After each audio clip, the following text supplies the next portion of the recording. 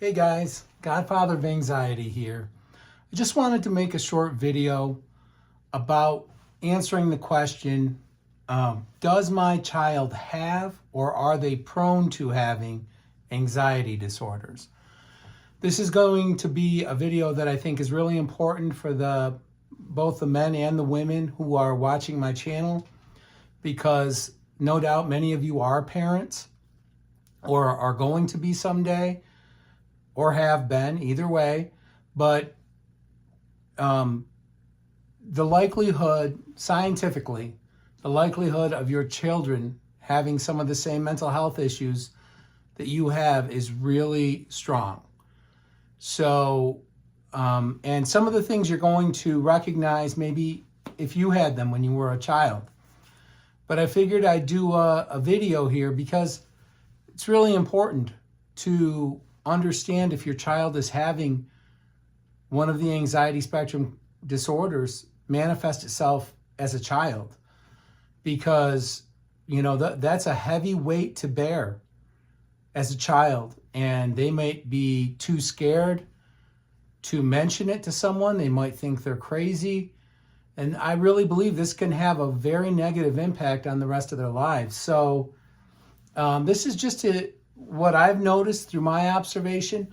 Actually, when I Googled and did research on how to spot anxiety disorders in children, they basically gave the same symptoms that adults have. And I feel as though there are some things that are kind of left off the list as far as things we can look out for. They can maybe give us some indication that our children may be headed in that direction. And so I'm going to start off with these things that I think you should look out for. If your child is exhibiting these things, doesn't mean for sure that they have an anxiety disorder or that they're going to, but some of these things will give you a clear indication that you should at least be on the lookout for your child to progress with some type of anxiety disorder. The first thing I'm going to mention is, do they get overstimulated easily? And this is something that you'll notice in maybe even as far back as infancy with your children or when they're toddlers. But if you take them someplace new or a little different, or they're up longer than they should be, do they become extremely overstimulated? Does it then take hours to get them to sleep? Maybe they have a screaming fit that lasts a long time. If they get overstimulated by even small deviations of routine, this could be an early warning sign that somewhere down the line they may have issues with an anxiety disorder. It's not a concrete thing. None of these are, but keep an eye out. If your infant or toddler, if you notice that overstimulation is a real issue, this may be a clue that you might be heading towards potential anxiety further down the road. The next one I'm going to mention is, do they daydream or seem lost in thought constantly? Again, lots of kids daydream. This doesn't mean that they're daydreaming about anything that's, a sign of an anxiety disorder. But if they're lost in thought all the time, they seem to daydream a lot, this could be an indication that they're thinking or worrying about big things, about adult things. It's not anything definitive, but it does seem to be a tendency with children who are headed towards having anxiety disorder or one of the anxiety spectrum conditions, that they are lost in thought, maybe looking off into the distance. Another thing, and this is really important because I've really noticed, this is something I've noticed with my own two eyes and I experienced, and that is, do they have any nervous tics? So this could be, something like rubbing their hands together. then maybe they squeal. They get, when a baby gets excited and they squeal. Well, if this tapers over into, when they're a toddler and beyond that, and you notice some type of a nervous tic, and by the way, I do have a nervous tic that occurs till this day, and it's never going to be seen on the channel because it would either blow up the internet or I would end up losing my channel because of it, because I do look pretty strange when I do it. I've done it. It's something I do with my hands. I've done since I was basically a baby. But so keep an eye out for nervous tics. They really can be an indication that that child is going to have issues with anxiety down the road. They may have, have one of the anxiety spectrum conditions brewing. If you notice that, especially, and again, I know babies laugh and squeal all the time, so I'm not trying to insinuate anything there, but if beyond that, if into being toddlers and beyond, you notice they shake their hands, there's all kinds of different things they might do. They might rub their head. These nervous tics can be any crazy body movement that it's almost not even voluntary, guys. It's just happening as a result of an overstimulated nervous system. And it can be, let me be clear on this as well with nervous tics. That doesn't necessarily mean that your child is, unhappy or worrying in a bad way. They could just be excited, right? So, but it is a sign that the nervous system is being overstimulated and they're dealing with it with a body tic. So that can be just another clue that maybe our child is headed in the direction of having an anxiety disorder. This goes right along with that. Do they constantly pace or fidget? Are they always tapping their fingers? Or do you watch them walk back and forth for good periods of time?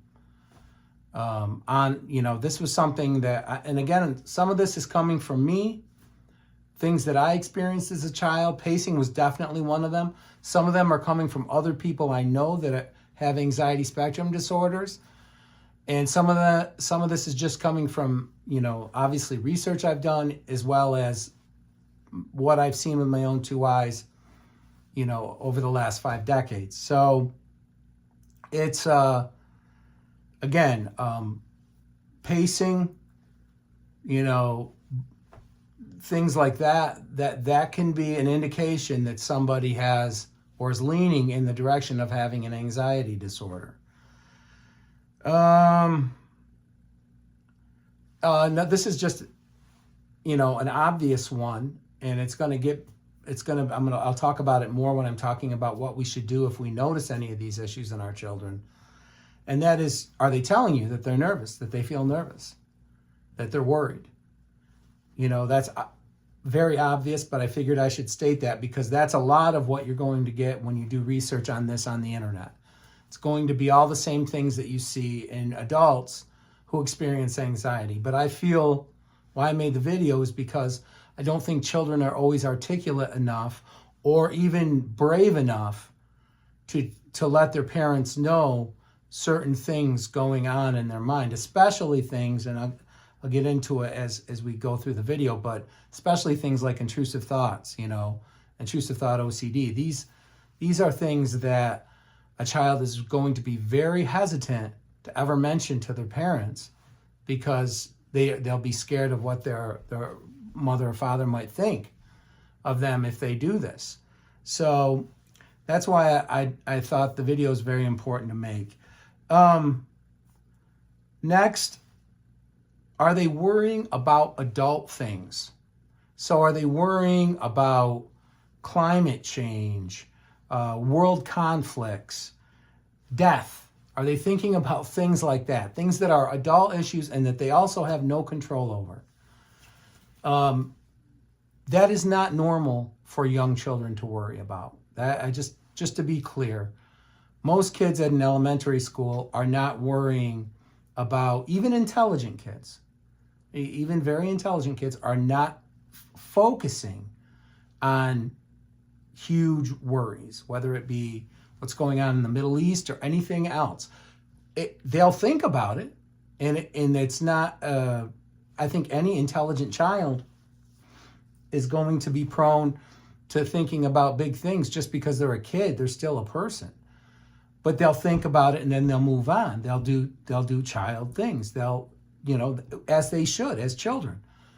But if they have an anxiety disorder, it will overtake their minds. It will play on a loop.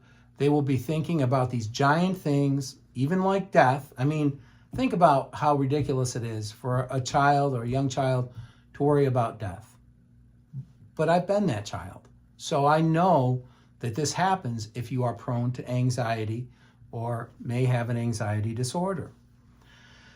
So keep an ear out for that, or watch and see if they're really worried. Another thing, if you have the news on or something and you're just watching the news, are they paying close attention to it? As a 5-year-old, a 6-year-old, a 7-year-old, these things aren't really that normal. They might be an indication that your child is headed towards having one of the anxiety spectrum disorders. Next, are they bad test takers? So this is not always the case, right? Sometimes children with anxiety disorders can be phenomenal test takers. But if the anxiety does spill over into that part of their life where it manifests itself in insecurity or them doubting themselves, if their anxiety gets to that point, it will affect their ability to take a test. They'll be thinking about every consequence of a bad score. They'll be second guessing themselves. And this is something that happens when you have anxiety. You start to become a less secure person, and it can manifest itself in being a poor test taker. Now, this isn't always the case, but it's definitely something to keep an eye out for, especially if you know the child is very intelligent. So if your child's test scores are not matching up with what you know to be true about them, anxiety could be playing a role. Do they bite their nails? Do they pull their hair? These are things that can be an indication, nervous habits that could be an indication that they either have an anxiety disorder or are headed that way. And just a quick note, in the future, I hope to have some more videos and information about hair pulling, because it's clearly been linked with anxiety, but they don't know where to categorize trichotillomania. They don't know whether to classify it as a self-harm or as an obsessive-compulsive disorder. It seems to kind of be a mixture of both, but definitely has roots in anxiety, can also have roots in emotional trauma. But something that's a lot more common that's a sign of a nervous kid is biting their nails. And, so this is something to keep an eye out for. If your child has that type of a nervous habit, they could be have anxiety right then and be headed towards having anxiety disorder as they get older. This is another one. Are they asking questions about their existence? Are they asking existential questions? Am I real? Another common one you'll hear in children that may be headed towards OCD is, it feels like a dream. This doesn't feel real. I don't feel real. What year is it? Crazy questions, right? And you might think, oh, that's just, they've got a great imagination. No, probably they have obsessive compulsive disorder and anxiety, and things really don't seem or feel real to them at that moment. It's not always the case, but if your child asks you about the year, asks if they're real, asks if they're dreaming, those might be pretty good indicators that they are experiencing at least anxiety, if not also obsessive compulsive disorder.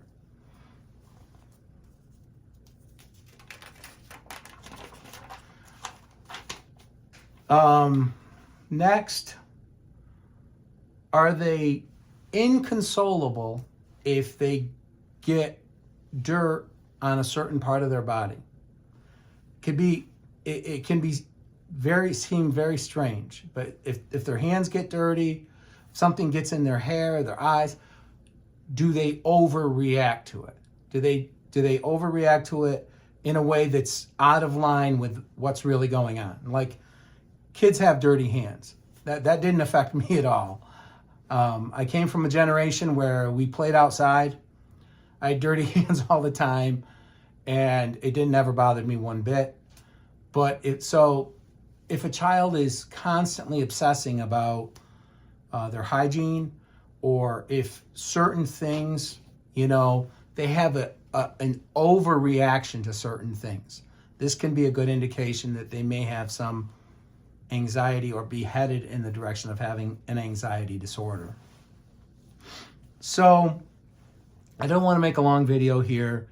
So now, what should you do? So let's say you've noticed some of these things in your children, which isn't a surprise to those of you watching this channel, because a lot of you have these issues yourself. And again, the science shows that there's an increased likelihood that your children will suffer from some of the same ailments. So what do? Well, the most important thing, and this is, I think, in any relationship, right? But especially a parent to child, communication.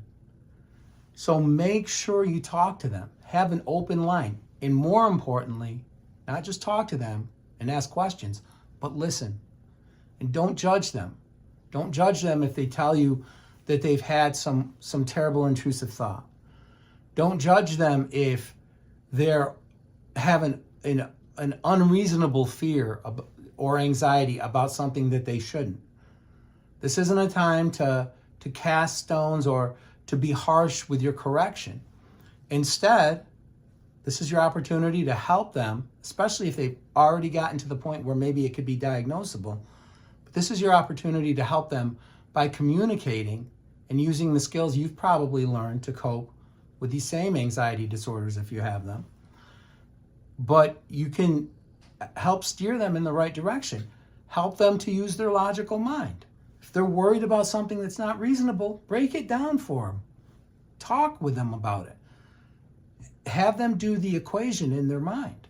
And if that is something that actually is worth spending time thinking about, if it's something that's the chance of it happening is infinitesimal, if it's something that they have zero control over, show that to them, talk to them, explain that to them, and then let them ask questions back.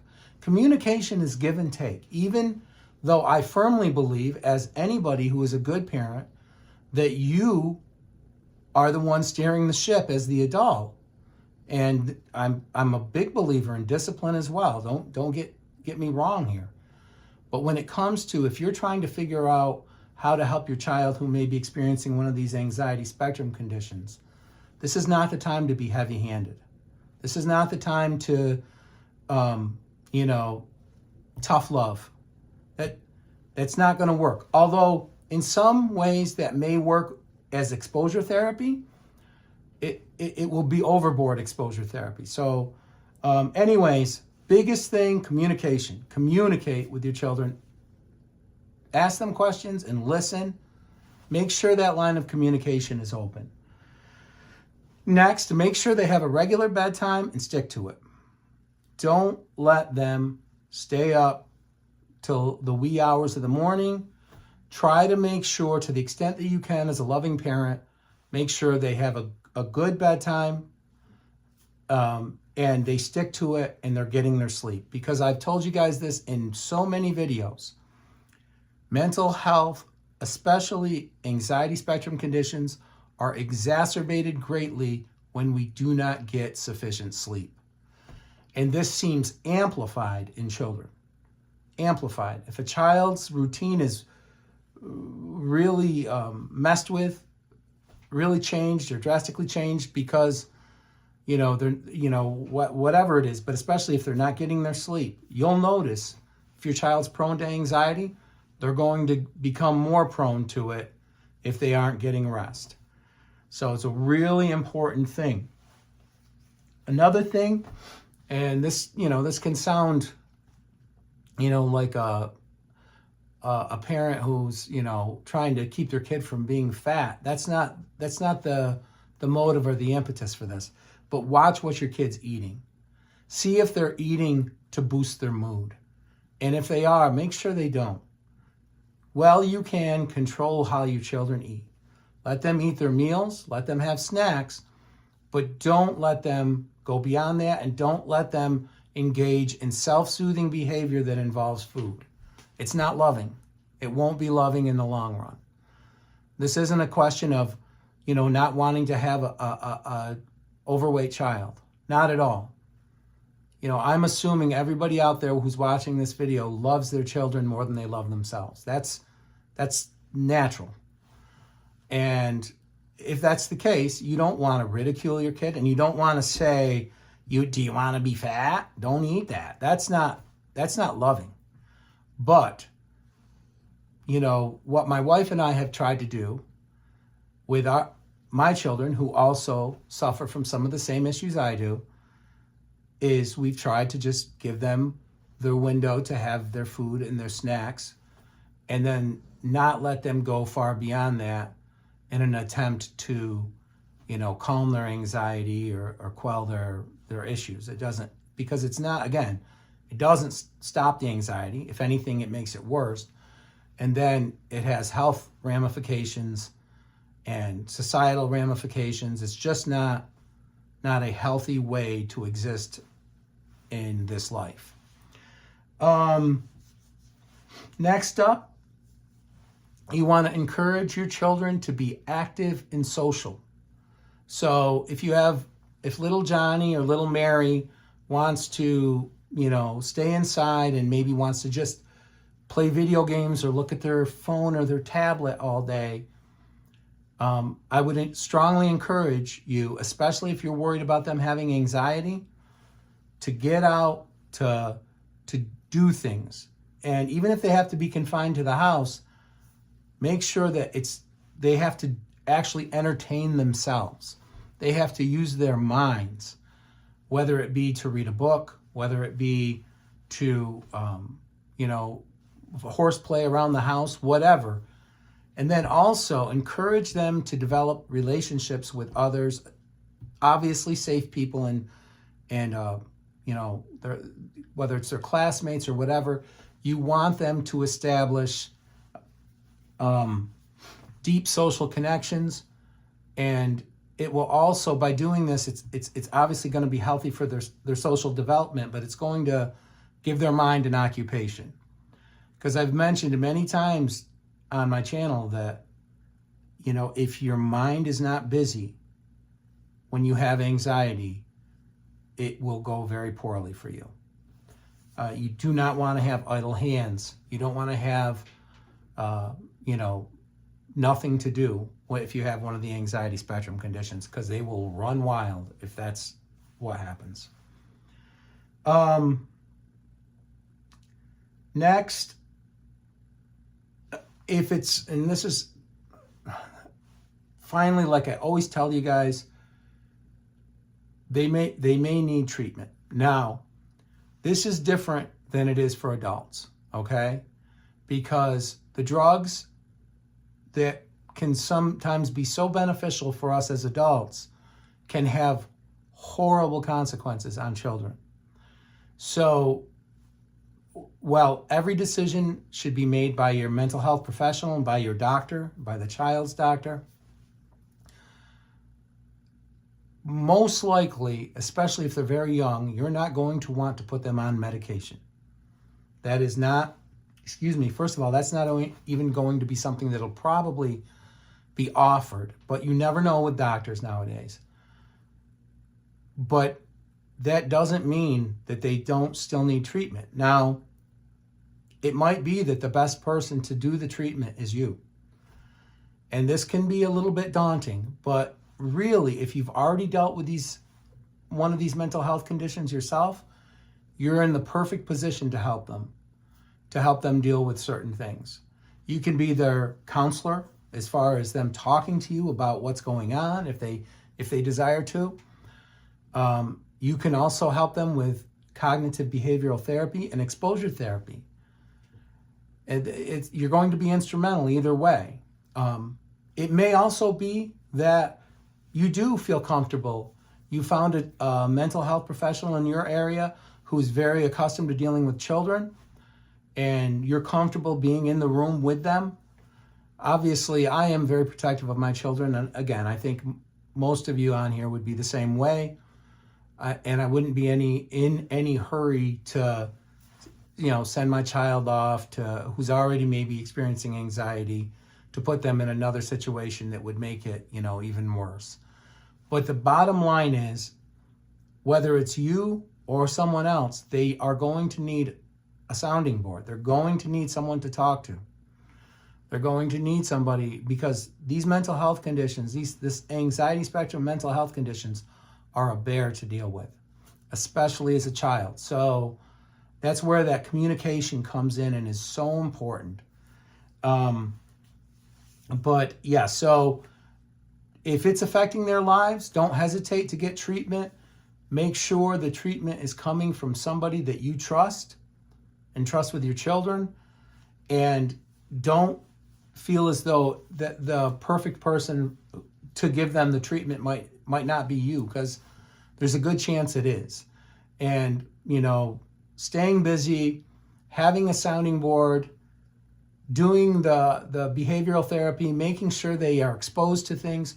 These are all things you can be a tremendous help with, especially to a child, so that they don't get stuck in a small prison that's, there because of their anxiety, that be held in a prison-like state where they're basically unable to live their lives because they've developed one of these anxiety spectrum conditions.